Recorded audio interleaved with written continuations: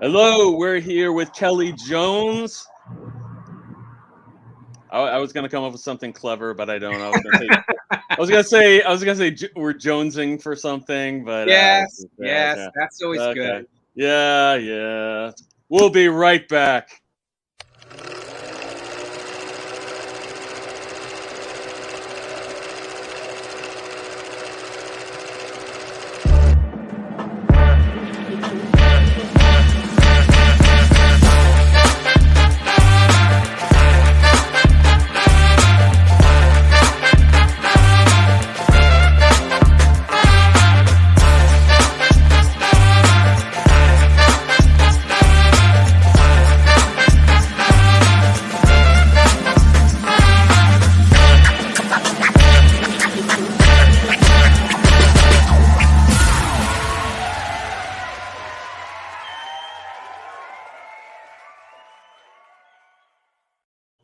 Okay, we're back, and I do have to congratulate Mike. He's looking.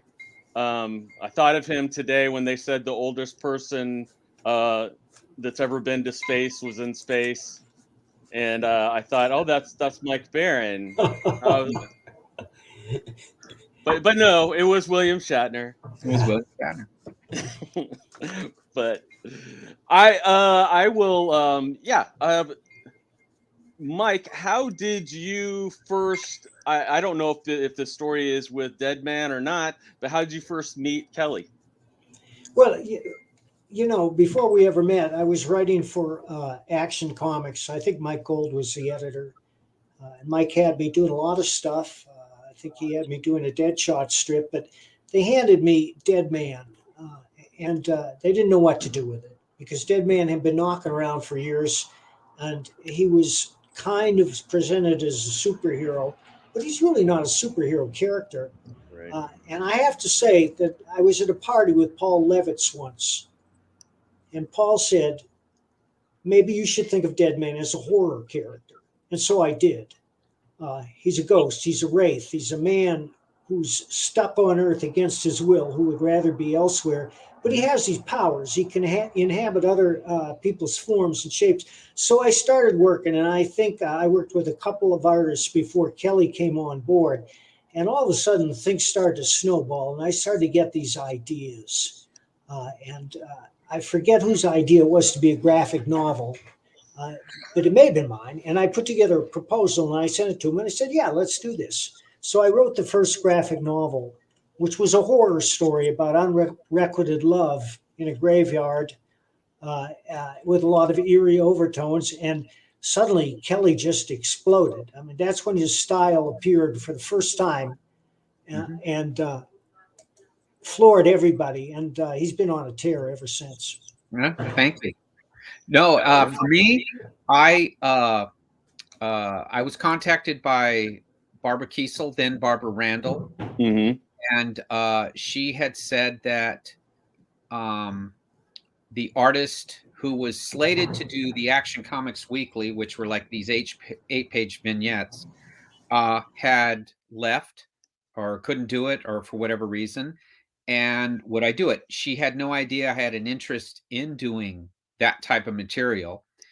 And I had been under contract at Marvel doing licensed good products, and I wanted out, and they wouldn't let me out.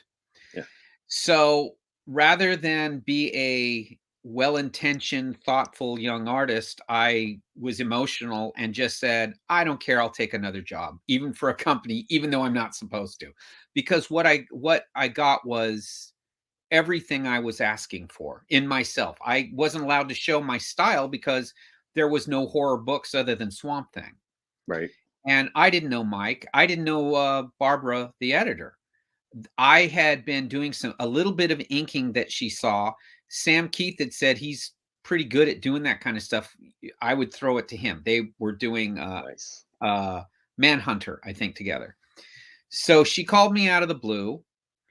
I said, sure. She goes, it's a very tight deadline. I got these scripts. I had never seen scripts like this before. They were utterly unique. They were like drawn with the dialogue. Yeah. And I was enchanted from that. I looked at that and I thought, man, that is so good. I felt more of a connection to it. The first day, and she told me it was a very tight deadline. The first day, I had never spoken to Mike. I didn't know anything about what his ideas were other than what I read in the script. Right. And they came off as incredibly atmospheric and completely different. And I knew Dead Man from obviously Neil Adams and Jim Aparo. And everyone I'd seen do it after them was aping them. And it wasn't, even if it was talented, it was very second, third generation. Yep. So the first day I tried to do that, I didn't know Barbara Kiesel very well. I didn't know her at all. I didn't know Mike at all. And I was very disgruntled with the comic book industry and myself at that time. So I figured this is my swan song on the way out. And I'll do this. And I was fully back engaged in college. I was disengaging from the whole thing. But this cast a spell on me. And the first day I tried to draw it straight, I got up in the morning to do the second page, and I thought it was dreadful. It had none of the life, none of the stuff I'd read. So I chucked it, and I drew what just came to my head. This, as Mike says, a wraith, a ghost, or whatever. And I saw him as a very sad character who was given all this interaction with us, but apart from us. So I figured it would affect him the way if you were addicted to drugs or alcohol or whatever, it would affect him. I drew it. I got no response from the office. All right. I turn in the first book, no response. I get about halfway through the next, and I think, well, they're going to fire me in a second because I changed him from this very muscular super guy to this floating, twisted ghost. But I got a call, and it was not even about the art. It was just, hey, the deadlines are this. This is coming in. Mike's working on the third one. You got to really bust a hump on this. And I'm waiting to hear you're fired or whatever. Didn't hear anything. The call then was a few days later, was from Barbara saying some other technical thing. And I said, finally, I couldn't stand it. And I said, so what do you think? And she goes, about what? And I go, what I'm doing. And she says, oh, it's fine. It's actually very good. In fact, I'm sending you a note from Mike Barron. And okay, that was great. A couple days later, the next script comes in. There's this little note from Mike in a little envelope. And he had his own stamps. So it had a little nexus. Oh, yeah, I remember. So all it said, it didn't even say, and I have it somewhere in my whatever, but all it said was, these pencils are pisser. Now, I didn't know what pisser meant. So I go to friends of mine. I said, what does pisser mean? And I get 15 different comments. But essentially, most of them said, well, it usually means something's good or it's okay. It means great. Yeah, and I didn't know that. I'm living in rural outside of Sacramento in the middle of nowhere. Yeah. So I go from there. I think that job's done. It's finished. I finish it, and I think it's done. I still have never spoken to Mike. I don't know anything. Yeah. But I get a call from Barbara, who was the editor and was leaving to go to Dark Horse. And she says, Mike's doing a graphic novel. Mike's going to do it through Richard Bruning. Mike and the artist who was to be John Tottleman, but John Tottleman had health issues. So John Tottleman couldn't do it. And I was virtually unknown. I had done these things, but she went in and she told me, now I'm going to go to Richard Bruning's office. I'm going to sit on his desk. It's going to be one of my last acts. He's going to call you. You act surprised. But you're the guy I want to do it. And I said, okay. About 10 minutes later, I get this call from a very tired sounding Richard Bruning. And Barbara's there haranguing him. And he says, hey, do you want to do this? And at that moment, your ego swells. And I said, yeah, only if I get to ink it too. Because I never was allowed to ink myself, though I started as an inker at Marvel. Oh, yeah. And he goes, well, that's no big deal. Sure, if you want to ink it, that makes my job that much easier. I don't know how engaged Richard was Right. on editing. So I said, okay, fine. And then the beautiful thing that happened was I got this incredible script from Mike. And I'm not saying that because he's here. It Right. was absolutely not the kind of script you read and you say, oh, I got to do this to it or that to it or change or what. Nothing. All I had to do was draw it. And then another beautiful thing was they're going to leave me alone for, it's due in a year. Wow. Yeah. Right. Yeah. So I went, okay. And I wasn't connected to DC. I didn't know anyone. So I didn't have anyone going to bug me. Marvel, as a stroke from God, I was under contract at Marvel. And so I'm sitting there going, how am I going to tell them, that I'm under contract? I'm out of there. I could give a damn what they say. This is what I wanted to do. Yeah. But Marvel called me and said, oh, we got some bad news. The entire licensing line has been canceled due to contracts and money and the companies not getting along. Yeah. And so you're out of work, but we'll pay you about half what your contract is just as a severance fee, basically. Yeah. So in one fell swoop, I got enough money to live to draw this thing and be left alone. It was the best year of my life in comics. Wow. I just sat and drew. I didn't turn anything into them.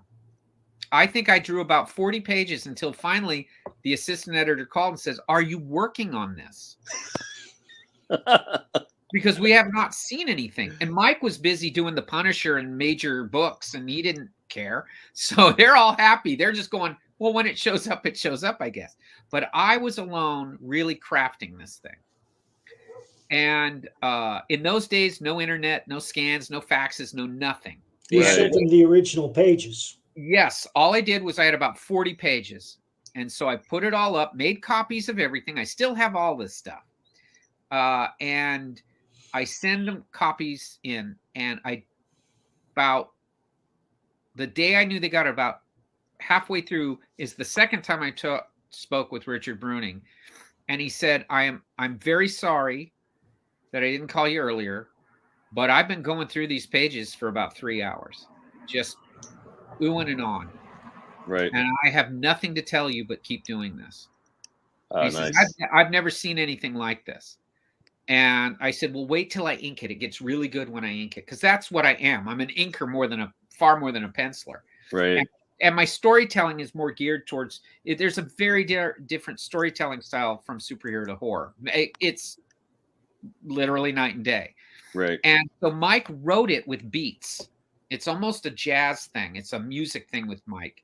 Mm-hmm. So there'd be these wonderful silent moments.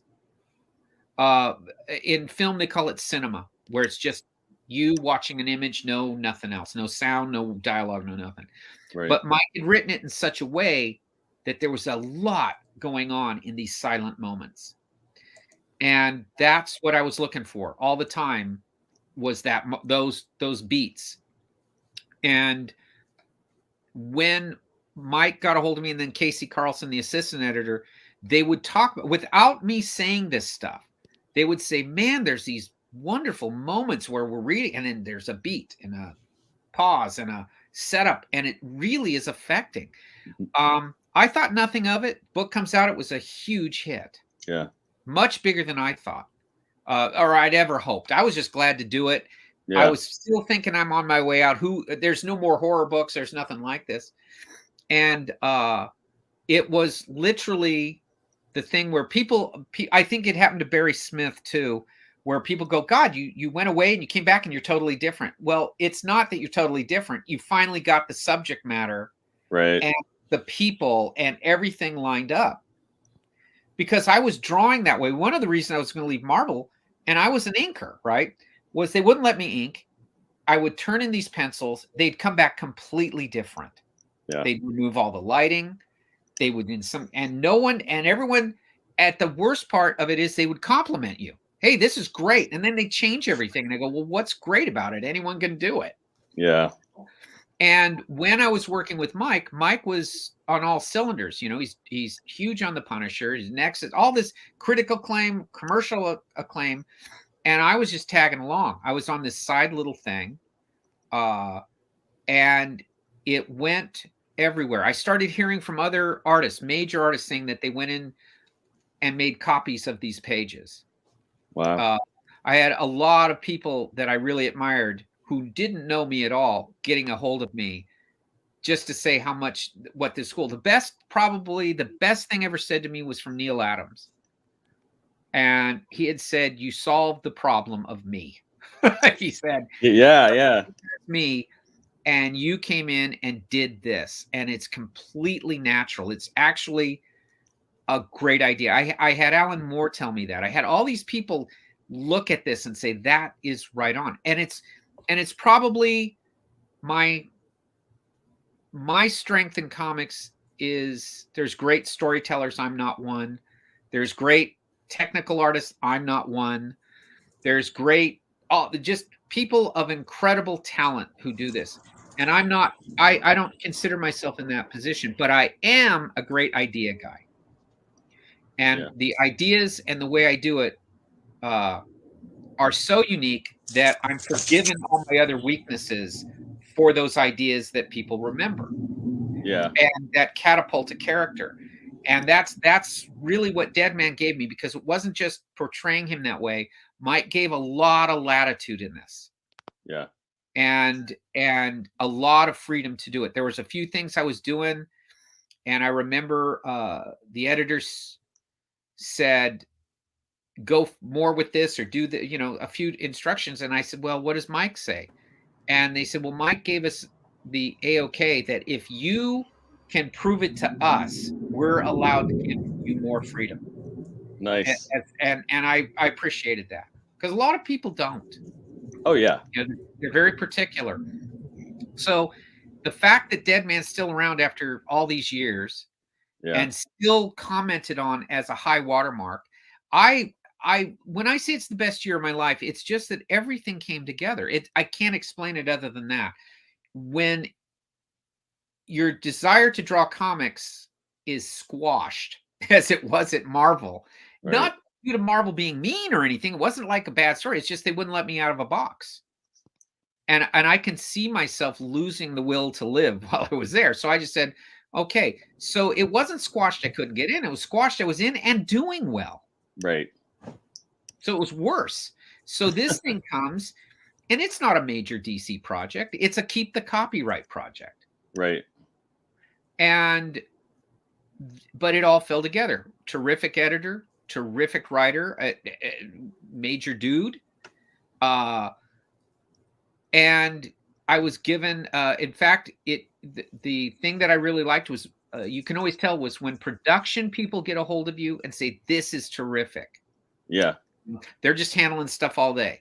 When the marketing people went and asked for more budgeting, because they felt this was going to sell. Originally, they hoped for 20,000 sales. We did about 90. Wow. So, and it was huge. It just came out of left field. And I always tell people coming along, I can see everything wrong that you're not supposed to do in comics that I did in that, and it all worked.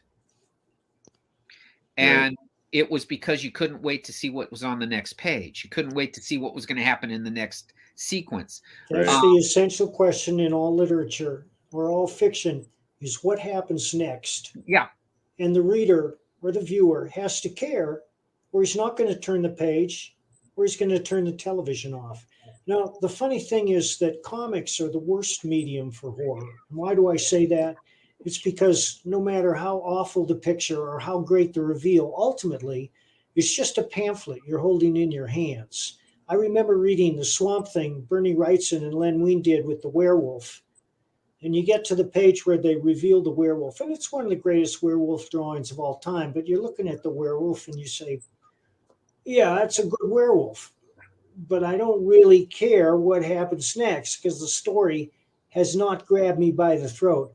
I also feel it's a mistake to devote a single page to any one image unless it's a spread of a civilization or Times Square, something big that's architectural. Because when you spend a page on one image, the story just stops there. Now, I'll have a page with two panels, you know, a big panel and a little panel at the bottom, or a big panel and two little panels at the bottom, because the story continues there. And when I say that the comics the worst medium for horror, it's because I don't think they can really scare you the way that a novel or a movie can, because they have strengths that a comic doesn't. A novel is when you have a real well-written novel with a seductive narrative voice, it draws you into the scenario completely, so that your total attention is on what happens next. And you get resentful if somebody comes in and turns on the light or says, hey, it's dinner time. Now, the thing with movies is they control sound and pacing, and that's very important. You can do pacing in a comic. You do it with your panels. Like Kelly pointed out, you can add those beats, which make a story more natural, but you can't do it the way a movie does. And when you watch a movie, a good horror movie, you become acutely aware of just how important sound is to a horror movie. There are a lot of bad horror movies with a lot of bad sound effects, but when you look at a good one like The Exorcist, when Regan speaks, you know, it just sends a chill down your spine. And of course, they control the lighting and the image. I'll never forget, there's an image in The Howling, which is a very good werewolf movie, where the werewolf is way in the background hiding in the trees. And suddenly the camera zooms in and you just get a glimpse of the werewolf's eyes. And it's absolutely terrifying because the story that surrounds it is good and you care about the characters. I would only disagree in one area. I think, and Mike did it. He wrote an incredibly atmospheric story. And Yeah. it got to me. And what he also did was he didn't write a shock horror story, a gory horror story. He wrote a gothic horror story. Yeah. And it descended into worse and worse and worse. Even though Dead Man's successful, even though the bad thing is stopped, he loses everything. And when you go through that journey, and so what I would say is horror that is a tragedy, which is gothic, is what I got. He loses Anne Colby, right? He's finally reinvigorated by emotion of love, not revenge, not bloodletting, whatever. It's a love story, obviously. Right. But the atmosphere of this thing is so incredibly dread and pervasive, and you just are waiting for something. Mike also did a thing that's fabulous. You feel like there's ghosts from the circus there, though you don't see them. Yeah. And then when they start showing themselves, it is horrible. Then you begin to realize he's not just there to fight a bad thing. He's there to fight for this girl. And he's there to fight for himself. And so at that point, it transcends. So probably it's less of a horror story in that sense of the traditional way you think of it. Right. But the atmosphere of it, and that's hard to do. A lot of guys don't spend time on it. Yeah. And a lot of guys don't think of. I'm very big on not so much a reveal, but a payoff. Yeah. You go. I will spend 15 pages to get to that one panel. It doesn't have to be a big panel, just that one panel that pays off the rest. Now you have to do that. Right. That's something I learned from Bernie Wrightson with his short work. A lot of his short stories did this, where he would spend several pages to get to one panel, and it would work. But then again, it's probably more that it's like a novel, less than a film. And at that point, I will say it became hard for me after that, because people would bring stuff to me saying, "Here, oh, you like horror? Here's horror," and it was dreadful. Right. It wasn't scary, and I'm not a gore artist. I'm not good at that. The next thing I got that was close to it was an alien story, which again was I think what Mike also, I would say, if you have ambiguity in these kind of stories, which Dead Man had, and I had one in an alien story I did a few years later, which had a lot of ambiguity to it. It was less the aliens, more the people. Yeah. And at that point, it didn't bore you, but what it did was it gave you dread. You knew the bad thing was coming. And are they going to make it? Are they going to survive? And so it's up to me to make it pay off in these little segments. I think a lot of horror doesn't work because, frankly, a lot of people don't know how to draw horror. That doesn't mean it's smart. It's just different. Right. It's not full page spreads and screaming, and it's not. It's actually a lot of very quiet, very contemplative things, and you support the writer even more. Right. You get into the emotion of what he's doing and the characterization. A lot of people get into storytelling where it's A, B, C, and you see a thing, all arranged, and that is correct, and that's what you do. When horror, it's not. It's images that create an emotion that reflects the writer. That's just enough to get it through to them what it is. Yeah. Sometimes you want discordant, where it's off kilter, so it works that way rather than melodic. And a discordant thing is, in fact, when I was doing Dead Man, it struck me that Mike would do this thing and then he'd throw in a very jarring note. And I'm reading it and I don't know where it's going. And I've read everything. Right. I read horror, I'd read comic book scripts, everything. It was the first script I had received where I didn't know where it was going, and I couldn't wait to see where it was going. It didn't disappoint, and at that point, that's to this day, even I, when I look at it, am affected by that emotion, and that's, and I know Mike is doing Punisher and Nexus and everything. But how he did this, it's like he crafted this thing for long stretches in a garret. And so Mike kind of ruined his own argument. He can write a horror story, and it scared the hell out of me. The funny thing is, I'm still doing horror comics. Yeah, you worked on me. And look, when they did a large kind of a gallery edition, one of those big art books. And the reason they did, they had, the people at Graffiti had said, they'd done a Batman. They said, boy, we'd really like to do another something with you, but it's so hard to find the art. And luckily you had a lot of the Batman art, and I said, well, I have Dead Man. And I said, I think I have like all of it, other than Stephen King, who loved Dead Man. And I had to go, I didn't want to sell the art, but I gave him one. I sold him one. But I said that, I do have Dead Man, if that's interesting to you. He drove up the next day from LA. I'm about 400 miles. He drove up overnight. Wow. And he sat down in my front room and he went through it and he said, I'm taking this with me. It's a book. It was that quick of a decision. Wow. He called me up and he says, I think this is one of the finest. And he'd done Frank Miller. He'd done all these. He says, I think this is one of the finest things I've ever seen. I've never seen it like this. I love the book. Now, the only thing I asked was I had a little bit of Les Dorscheid's colors put in it. Right. Because Les was every bit as much of it. I don't mean that as some false compliment. Right. He made him, rather than just a red character, this wonderful red to purple transition in him. And he didn't color his flesh. He just did a little bits of white. So he looked like a ghost. He was very creepy. I never asked Les for that. Les just did it. Yeah. And Les took the enormous amount of time to transfer him to Blue Line so he could hand watercolor it on the boards themselves. Beautiful work. So yes, it all came together. I was very fortunate in every step of the way that I had A-list people with a C-list guy who was trying to make his name.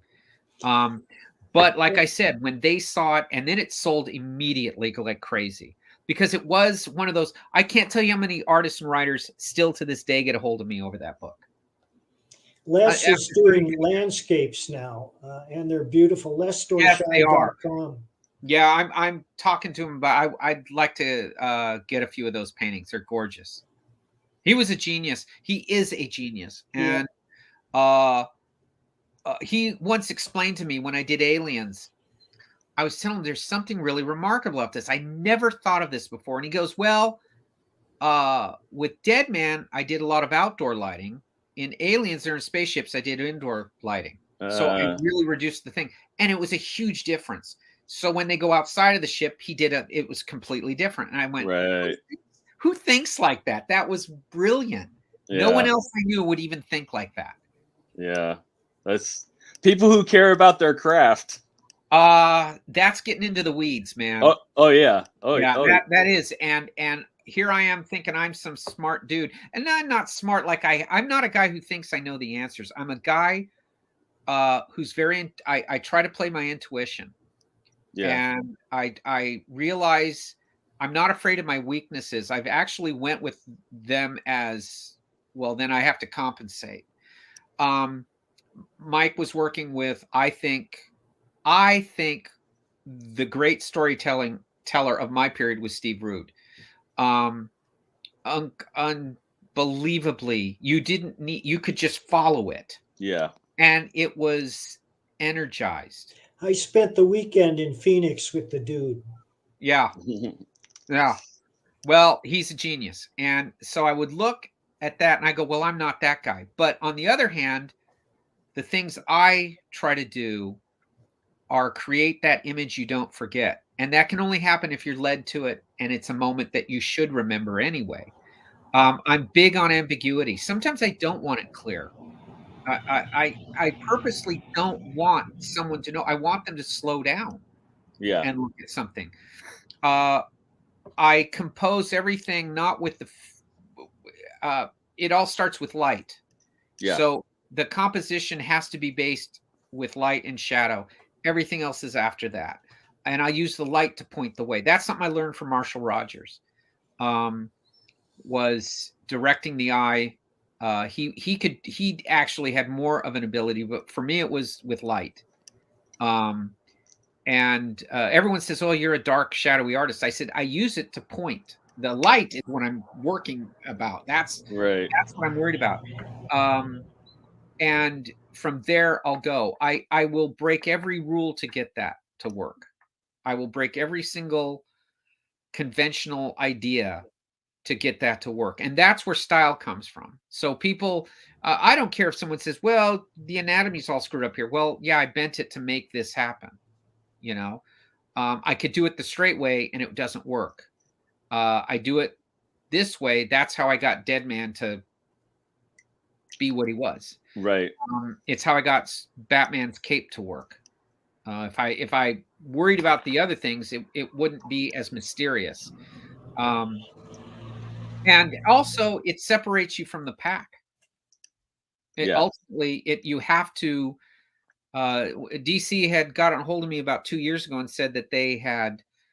I don't know how they determine these things, but they had said that the Batman I had done was the definitive one of the period of the 90s, and they were doing this licensing thing, and I would go, well, how do you come to that conclusion? And they simply said, because everybody remembers what you did. They would say, other artists we deal with now, they remember that. Other writers, they'd say, well, we want, and they would use, like a Kelly Jones scene or a Kelly Jones this. And I'd never, I didn't hear that while I was doing it. Right.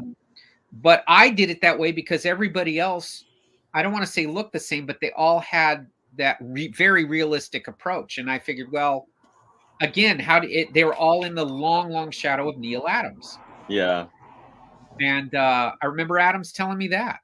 I was actually sitting with Wrightson, and he came up and told me he loved how I did Batman because there was no way he would think of it like that. And it really worked for him. And I said, well, Neil, none of it's realistic. And he says, that's why I like it.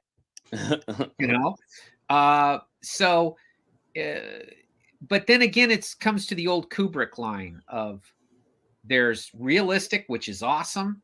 And then there's interesting, which is a lot better.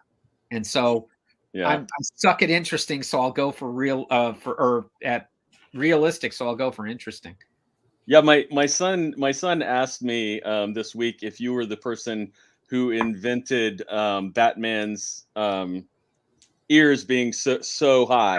No, that was Marshall Rogers. Yeah. That was the great Marshall Rogers, who could do all of it.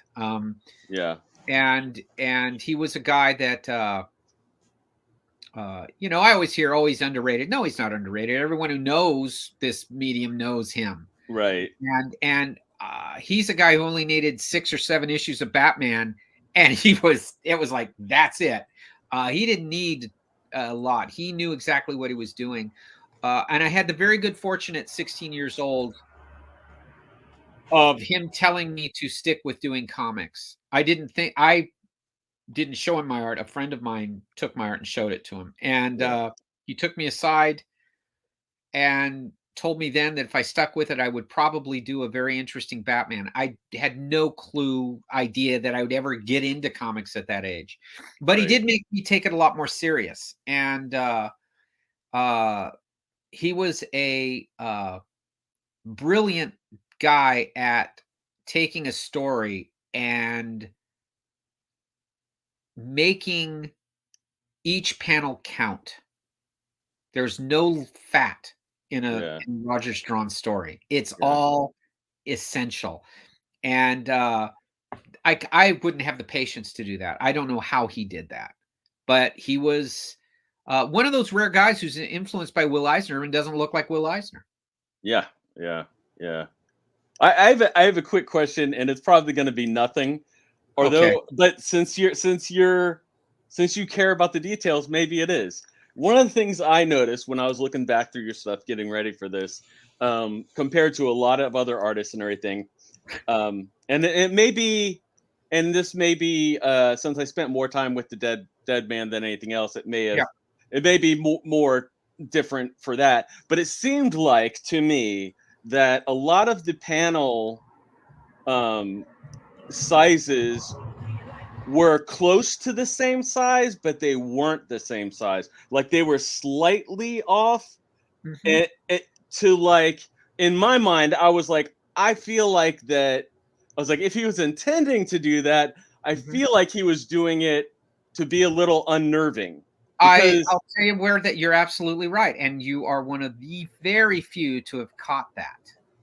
Yeah. I mean, I'm telling anybody, look at his stuff. Go back and look at his stuff. I'm telling you. I was an enormous fan, a worshiper of Shirley Jackson's Hill House.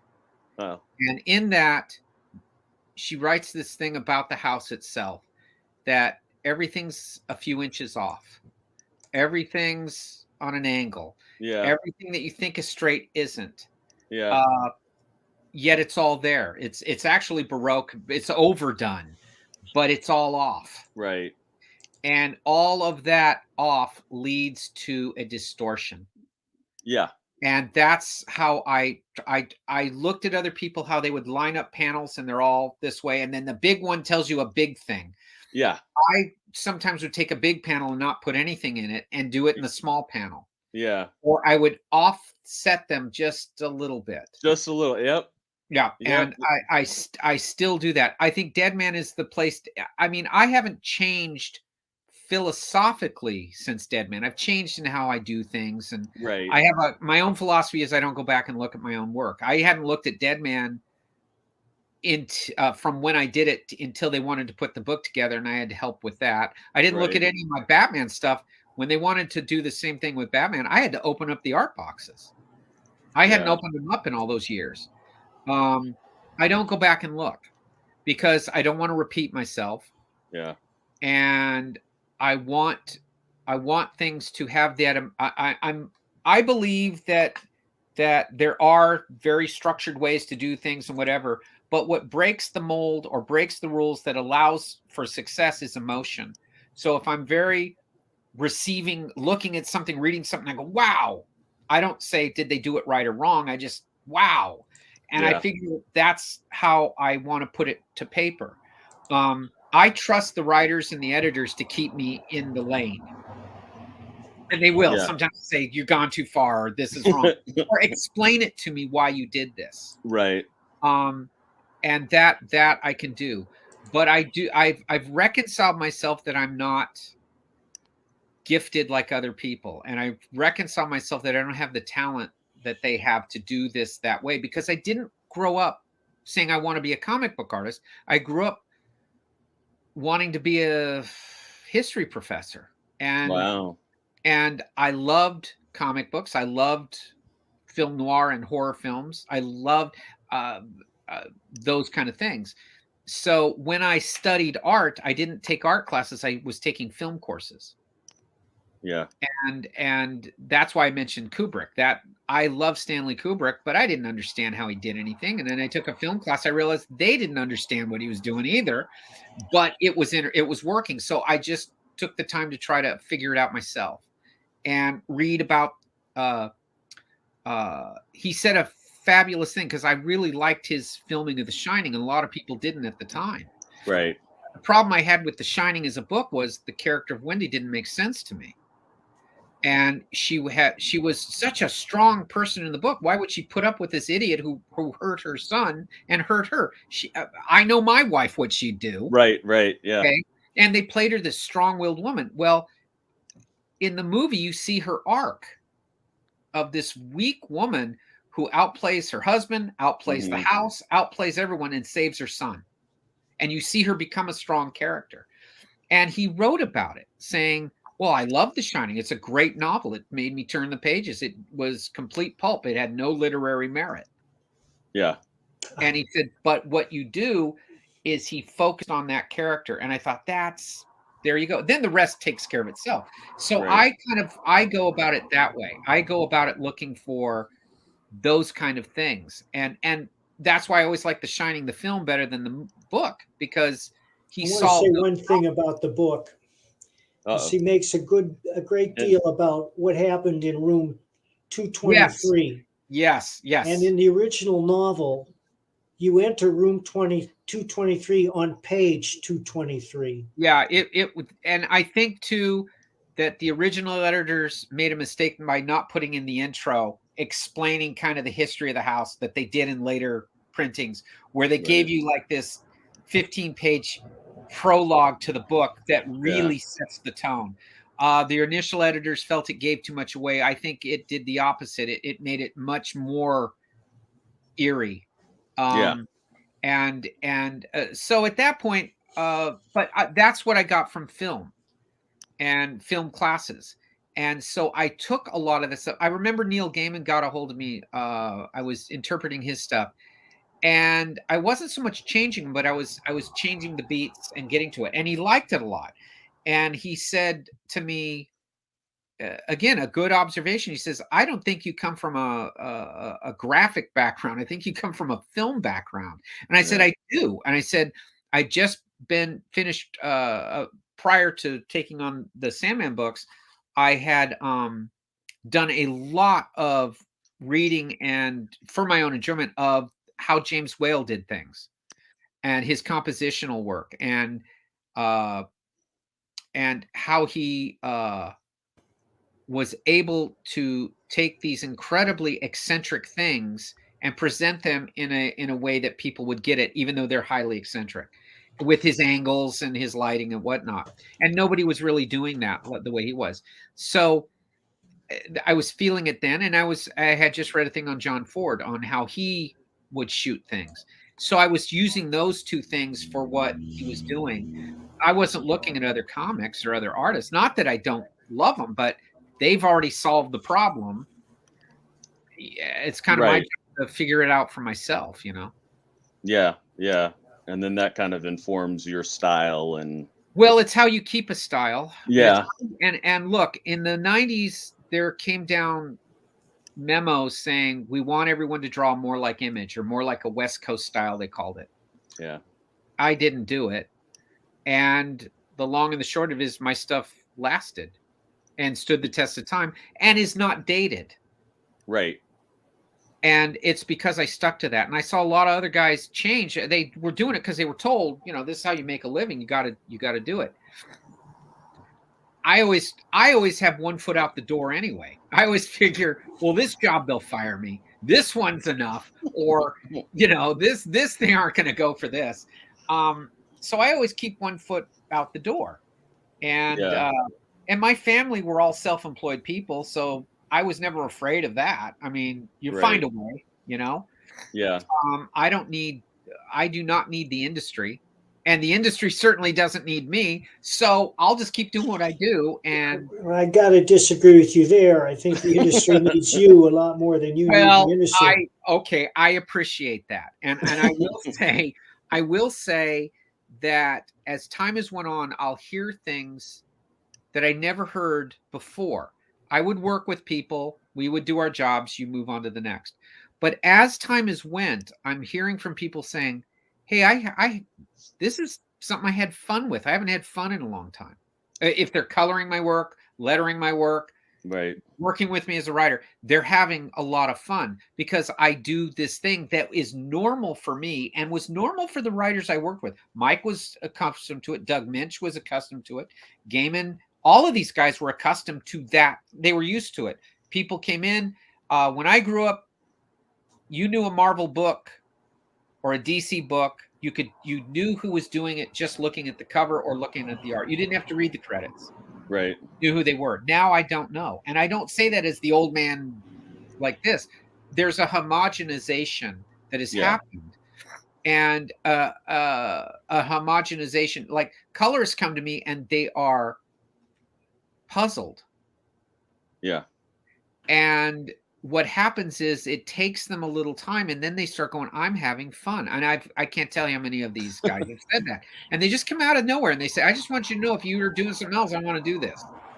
Because this is a lot of fun. I get to do a lot of different things.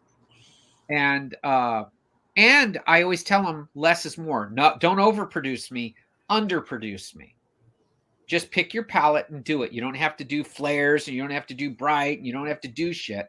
That's true about scripting as well. Yeah. Yeah, it is. And just let less is more with me. I'll do the lighting. Realize color, the black is a color. And it's okay. Just let it be. Don't knock it out. Don't overdo it. And when these things come out, and I tell them what you want, especially if you're in an anthology or if you're in where other stories, you want to stand out. Right. And you can be with great people, absolutely brilliant people. But I always felt that as I did when I first with the one thing I knew when I did Dead Man with Mike was nobody else was doing this. Yeah. I knew that. Good or bad, nobody was doing this. Good Let's or talk bad. a little bit about the industry today. Okay. Uh-oh. I mean, we both get the impression that Marvel and DC are circling the drain. They're not bringing in new readers. And it's no puzzle to figure out why. As I've been saying all my life, the writer or the artist's first job is to entertain. That's why people buy comics, because they want to be entertained. They want to lose themselves in an enthralling story. They want to root for the good guy and hiss at the bad guy. And I think that major comics have lost sight of that. Do you think, Mike, that they see that, the people making these decisions see that as old-fashioned? Do you think they see that as a naive way to look at our quote on modern world? I agree with what you're saying. I don't think they think about it. No. I think they come in with an agenda which has nothing to do with entertainment. Doug Minch had once told me some years ago, he said, what we're trading in, what our business is imagination. Yep. And you count on your imagination, not one idea that we stretch out over 12 issues, not some kind of event.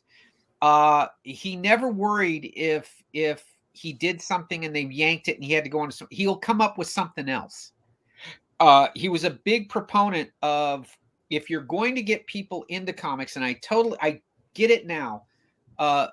When I worked with him on Batman, he made a point to do one-shots or 2-part stories that were not connected to anything. So a fan could hand it to another one who might not be into it and say, here, give it a shot. Great idea. And he also said it forced the creators to stay closer and truer to the character. Absolutely. Because if you're going to do a one-shot Batman, you got to know and keep it to Batman. Yeah, I love one-shot stories. I've done so many of them with my own characters, Nexus and Badger. Yes. Because my whole thing is how do you get the reader to care? Well, you have to make every part of the story entertaining. You Yeah. can't coast over Well, a there's few no cheating. pages. I think there's no cheating. When I first started at Marvel, they had a great clipped way of teaching a young artist who knew, because I told them I don't know how to draw a comic book page. When they put me on Micronauts, I only knew how to ink. The artist leaves. I think I'm going to either ink the next guy or I'm off. And they said, no, we want you to pencil. And they had a great shorthand way of doing it. They said, when you get a page to draw, read the script, pick the panel that turns you on the most and kick ass in it. Make it awesome. Then get the others done. Right. And do this every page because one, you're going to try to make a deadline, and two, we're trying to sell the art. He says, Ralph Macchio told me, he says, and if you do this on 22 pages, that's 22 really great panels. Now, you won't be able to do that. He said, there's no way. Regular artists, it's very hard to do that if you're keeping a monthly deadline. Not years to do it, a monthly deadline. But if you can do that and get that preponderance of panels, really great panels, it will influence you it will help the other panels too. You will do better, but you focus on that. And what it did for me was it made me think in those terms of making it exciting. Thinking, how do I do this in an interesting way and make your deadline? I think a lot of the weakness in comics now, Mike, is they're giving no one has a long run. I did 3 years on Batman, which they all go, how did you do that? Well, it wasn't a magic trick. Everybody else was doing it. You just work. Well, and also you have to have a writer who tells compelling stories and knows how to do that issue after issue. Well, you work with them and you But- say, what do you want to do? They would say, what do you want to do? I want to do Mr. Freeze. I got a Mr. Freeze. He wanted to do something with the Swamp Thing. We did Swamp Thing, but you know what's coming, right? But what happens is you have people now who are spending an enormous amount of time on stuff that doesn't matter, Mike. I don't care how many laces are in Batman's boot. I could give a crap. Well, script comes Okay, first. so they're spending all day on this stuff. Like, how would it be in the real world? And I go, I don't care how it was in the real world. I can go to the movies and see that. It's like I live in the real world. Yeah, the Kirby wasn't in the real world, and Ditko wasn't in the real world. But Jack didn't spend all day doing little laces. He did a boot jack and off to the next thing. So at that point, I still have that kind of shorthand. I put a lot of effort in my work, but I pick my spots on where you do it. And that's when I see these artists and they can only do 2 or 3 issues a year. And I go, first, you can't make a living. But secondly, you can't sell a character to a fan base that doesn't have a month in, month out team. A team that's doing it, not for a few issues, not for a mini series. I mean, I had to sign a deal with DC that I was going to do it 12 issues, and the part of the bottom part was they wanted me for 3 years, so I had to sign a thing that, yeah, I would not walk. I would do it for the 3 years. And that's because they wanted something to come out. They had it going on with Dixon and Nolan. They had it going on with Breyfogle and Grant. So it wasn't just the character in the event. They were selling the teams. Not you're super hot and we're going to do it now. They would take care of the selling the book. But they also, for the health of the industry and the books and the company, that's what you do. And then people have something they can rely on. The most important thing is to tell a compelling story. Yes, it is. Well, how do you do that? You use every tool at your disposal. You take a fascinating character like Batman, who is inherently interesting. You throw him into a situation that is inherently interesting. I always use Jurassic Park as an example. What if they could clone dinosaurs from ancient cells and make an amusement park out of that? That in itself is interesting. It's going to grab all the kids who were ever in love with dinosaurs. Yep. Or you can have a seductive narrative voice. Yep. There's so many ways to do it, and you use anything and everything to keep the reader turning the page and wondering what happens next. I absolutely. And for me, when I'm either reading something or watching something, it's what's going to happen next. And I'll tell you what, Mike, I can even know what's going to happen next, and it won't hurt it if I'm enjoying the ride. That's right. Right. There are Okay, certain if things I you know- expect. Right. If I know what's going to happen, or I go, okay, I know what's going to happen, I don't care. If I'm digging it, I'm fine with it. I know in my Western, the good guy's going to have a drawdown with the bad guy. I Yeah. know that's going to happen. I'm fine with that. But the way you do it, if you're watching a spaghetti Western with Clint Eastwood, is what a ride is that. Yeah. Okay. And then you throw in something interesting, like a complexity to a character that you didn't, that you slow down and give some kind of complexity to a character. Did you see Nobody? No, I haven't seen. I have not. I want to. It starts out great. I'm not going to go into it, but it has a Russian oligarch, as so many movies do. Well, yeah. And at one point, the oligarch enters his own nightclub, and he goes up on stage and he starts singing. And he's so entertaining at it, and he's just the most vile, evil guy you'll ever meet in your life. But right away, it gives him a new dimension. Yes, and a it certain does. amount of sympathy, so you stick with it. Yeah, I remember. And speaking to that point, like I was saying, in The Good, the Bad, and the Ugly, you have Eli Wallach's character Tuco, who is what he is. And then when he runs into his brother, who is a Catholic priest, and his brother upbraids him, in the back and forth, you realize Tuco was screwed over by everybody, and he tried to do the right thing, and he did everything he could until and supported them all. They all go off, and then they criticize him. They all have their lives based on what he did. And you realize, you go from this amoral character to where you feel really bad for him. Mm-hmm. And you see how he got there. At the whole time, unbeknownst to Tuco, Blondie's listening to it. Clint Eastwood's hearing it all. And it changes Clint Eastwood as it does the audience in his dealing with Tuco. And that, you didn't even need that in the movie. It's great on its own. They throw that in there and it changes the whole tone. That's genius. And I never see that anymore. I mean, it's like, why did they do that? I don't know. It worked. It's awesome. It's great. Like Mike said, it turned it up a notch, and then you really made every scene after that interesting, and it made you reflect back on what happened. That's great writing. Yeah.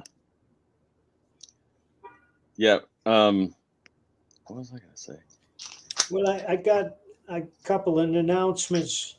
Uh-oh. We're going to launch Thin Blue Line next week on Thursday. Thin Blue Line is a graphic novel about two police officers trying to hold it together during the night in a riot-torn city. It's ripped from the headlines.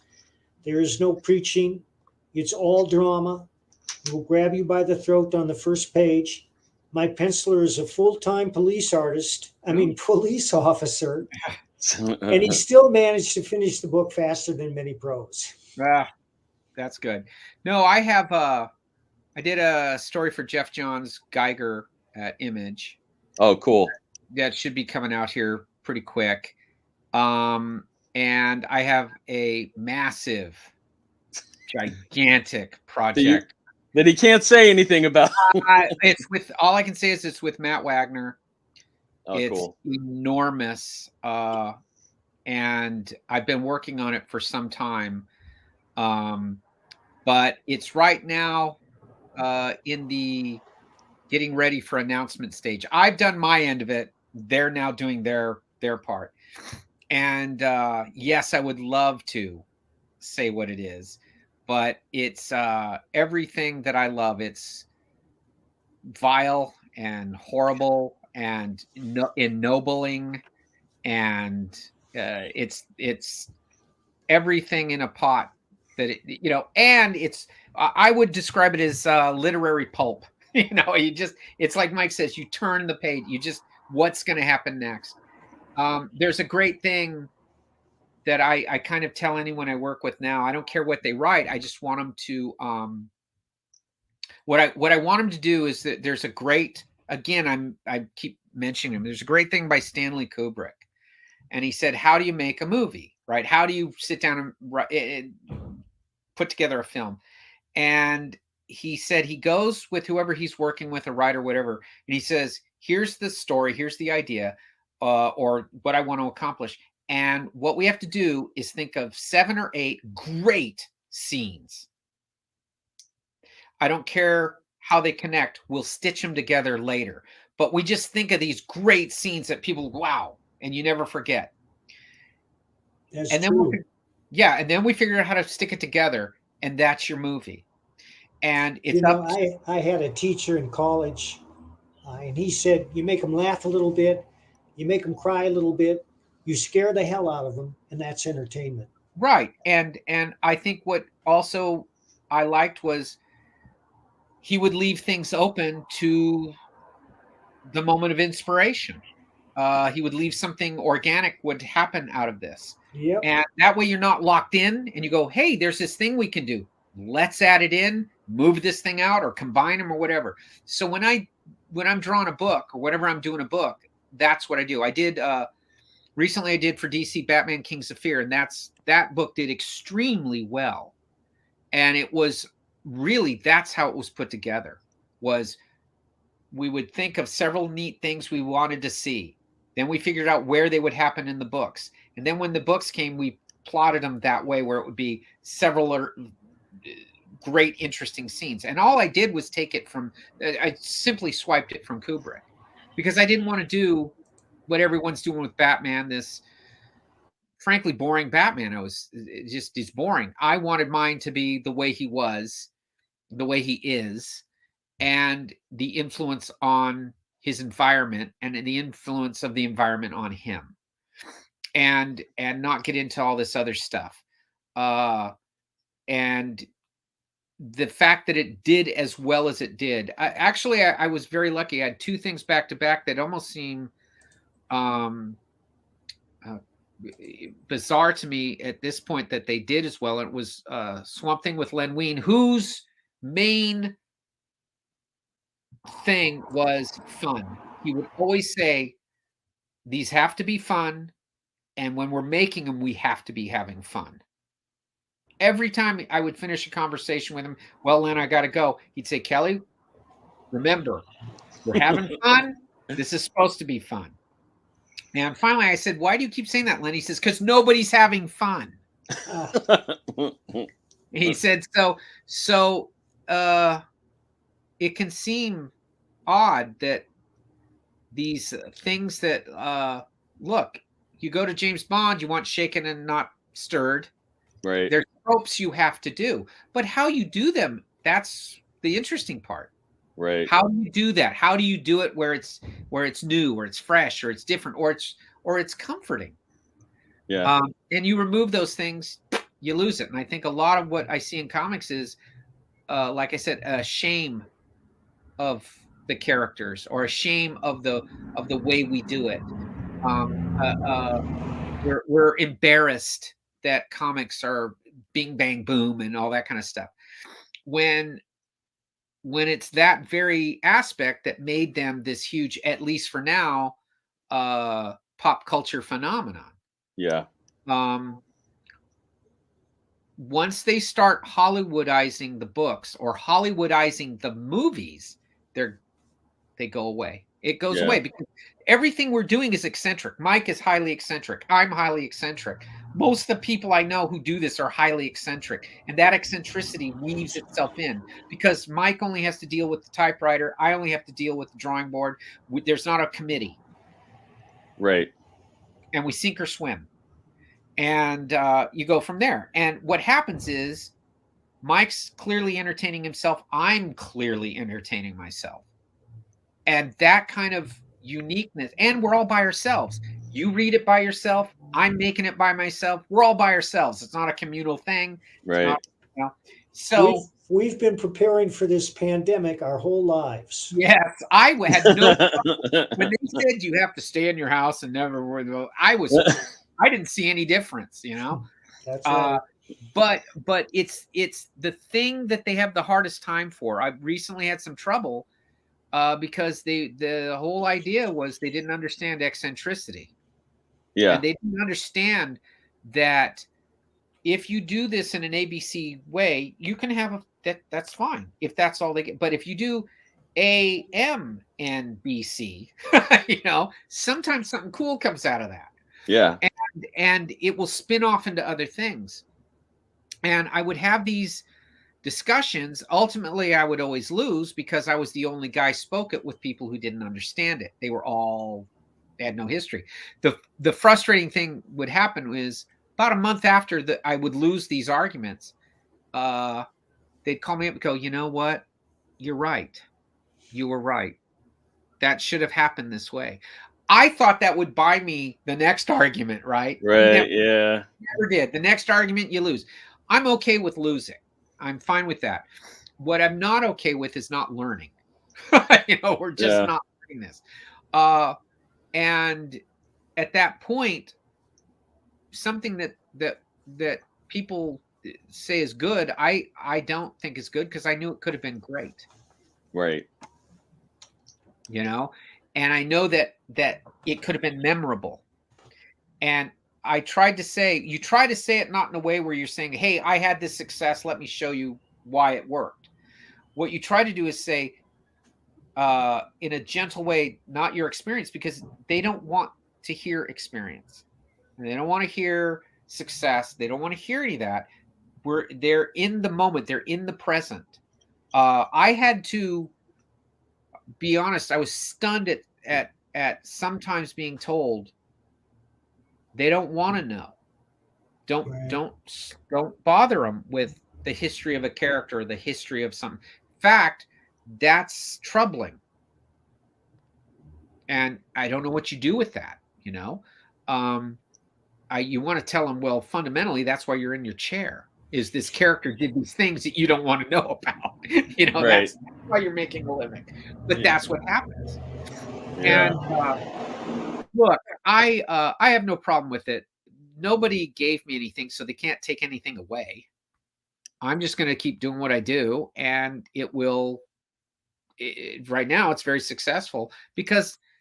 One, fundamentally, I was told many years ago, be yourself, so there's only you. So if you leave something, they'll miss you. Right? And so I wasn't affected by this homogenization. On the other hand, at the same time, I don't have to participate if it's something stupid. Or if it's something that doesn't make sense. So I'll just do it my own. I'll still just keep doing it my own way and let that be what it is. I do know that I'm in competition, but it's always been with myself. And if I'm competing with anything, it's not my era now. It never has been. When I started doing Dead Man with Mike, I was competing with 1972 people. Right. The comics then, the stuff they were doing then, that's who I was competing with. Would Dead Man be better or worse with Mike Plug, or would it be better or worse with Gene Colan? That's what I was thinking. So I had to compete with those guys. I wasn't competing with my contemporaries. Right. I still don't. I look at those guys still and go, damn, how did they do that? Well, they didn't get overloaded with reference. And they trusted their imagination. And like Mike says, they kept it interesting and page turning. Yeah, I would say the closest, in my opinion, I'm sure there's others. I think I'm even thinking of them now as I'm thinking of like a Simon Bisley or whatever. Yeah.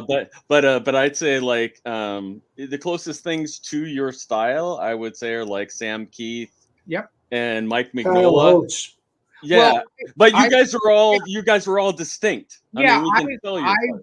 I went. I didn't go to the same high school, but I was. Sam Keith and I have known each other since we were 16. I knew his cousin who I went to school with, and we met and went from there.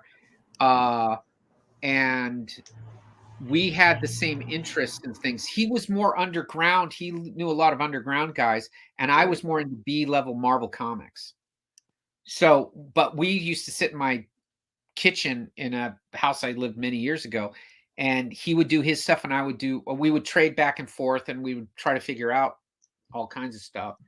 Um, and yeah, I mean, it's hard to, now it's hard to find people who know. I mean, um, there's a school of thought like that.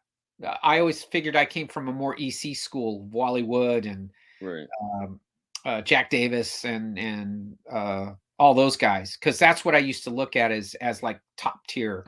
And then Marvel came along and like did, you know, fuzzy guitars, and so I added all you know, Michael, like I said, a Michael Plug or something, Bernie Wrightson.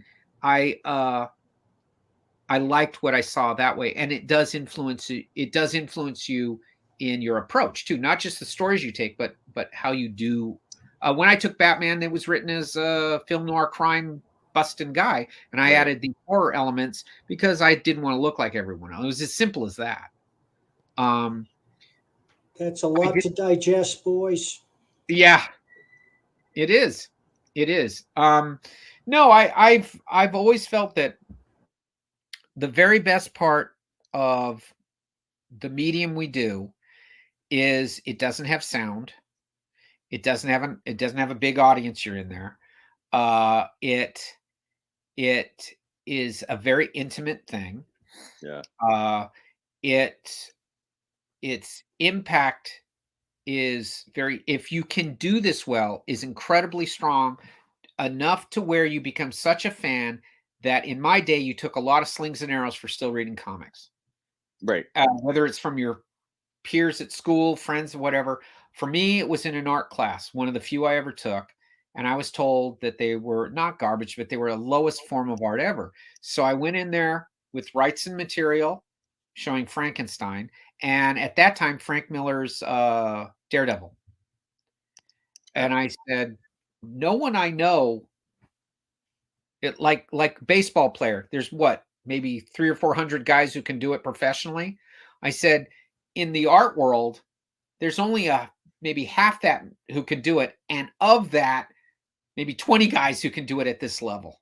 Yeah.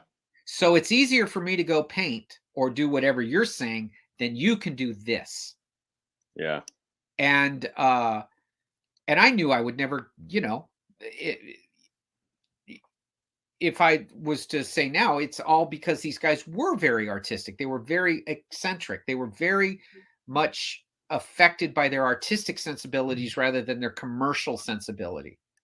Yeah. So, and I think with comic book writers, I'm not surprised comics do well in films. I remember Alfred Bester, who wrote tremendous novels, science fiction novels, and Stars My Destination, The Demolished Man, just terrific short stories as well. And he learned, he said, how to write really well because he wrote comic books in the 40s. And they sat down and said, make it brief, make it interesting, make them want to buy the next issue, and keep your plots like this. So when he gave this interview on why his novels were so good, it was because I wrote the Green Lantern or I wrote Black Hawk or whatever he was doing. And he said he still used it. He said the best training ground was comic books. Yeah. It wasn't, and Ray Bradbury, who said there's nothing they can teach you that can beat that 8-year-old kid in you that it can't wait to read something. So he stuck with the 8-year-old kid, not whatever, you know, English department there was. Right. And both those guys were packed with imagination. I mean, if there's a thing they have in common, they're very different. One is very cynical, one's very optimistic and nostalgic. But man, every chapter is something filled with completely brand new ideas. And that's what I try to do, is take a thing and break it down and make it fun for myself. The biggest fear I have creatively is being bored. Yeah. And if I'm bored, the reader's going to be bored. Yep. You know, I try to always tell a writer, don't have one good idea that we stretch. Have a great idea every 2 pages. You know, make it interesting. Every 2 pages, something. And not people talking and modes of alienation. Doing something. Yeah. I know it's getting long and it's getting close to Mike's bedtime. Is there is there I tease Mike, but I do love him. Is there a preferred way for people to follow you on social media? Pretty much I- Facebook. I'm not a Twitter guy. That Twitter's a weird world. yeah, I don't do Instagram because you really can't explain. Facebook, at least they can go back and forth and answer questions. right. I don't really do a lot of it only because it eats up all my time. But Oh, yes, you yeah, can follow me. I do always say what's going on. I do keep up. I mean, the thing with Matt Wagner that's coming up, obviously there'll be a lot to do with that. yeah, And I'll answer a lot of questions. At that point, I'm not into the if it were up to me, I'd say what it is now, but right. Yeah, secrets, I don't give a damn about secrets and reveals, you know. But unfortunately, that one I'm outvoted on too. So if it were up to me, yes, I would say, and it'd be done. I don't like that because I think that gets people excited and interested. oh yeah. But if they are going to follow me, that's where to follow. Okay, so follow him on Facebook. That's Yes. what I'm trying to. That's one of the things I want to try to do as we talk to various pros and different people. Is I kind of want to ask them like, where's your preferred place that you want people to follow? Because we all have things everywhere, but we're not necessarily like Well, I'm. I'm fairly different than most. Yeah, I only draw in my studio. I don't draw outside of it at all. yeah, I don't draw in the world.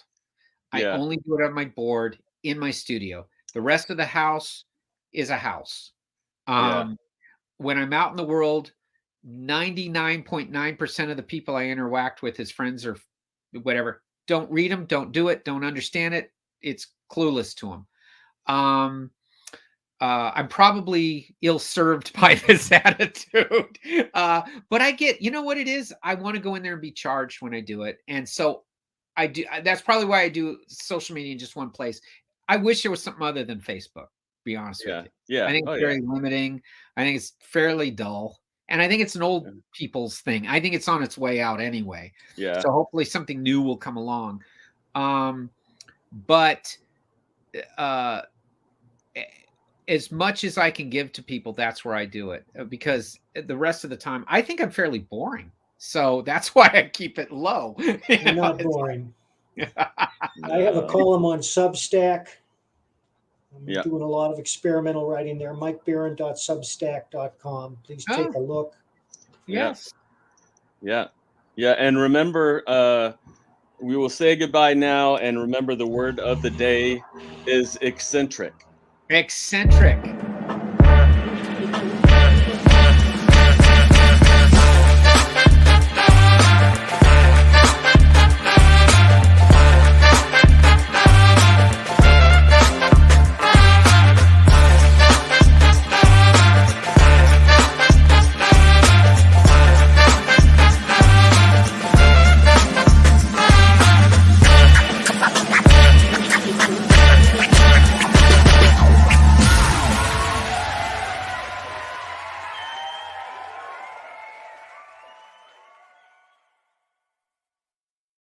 Fountain. I got to talk to Jeff.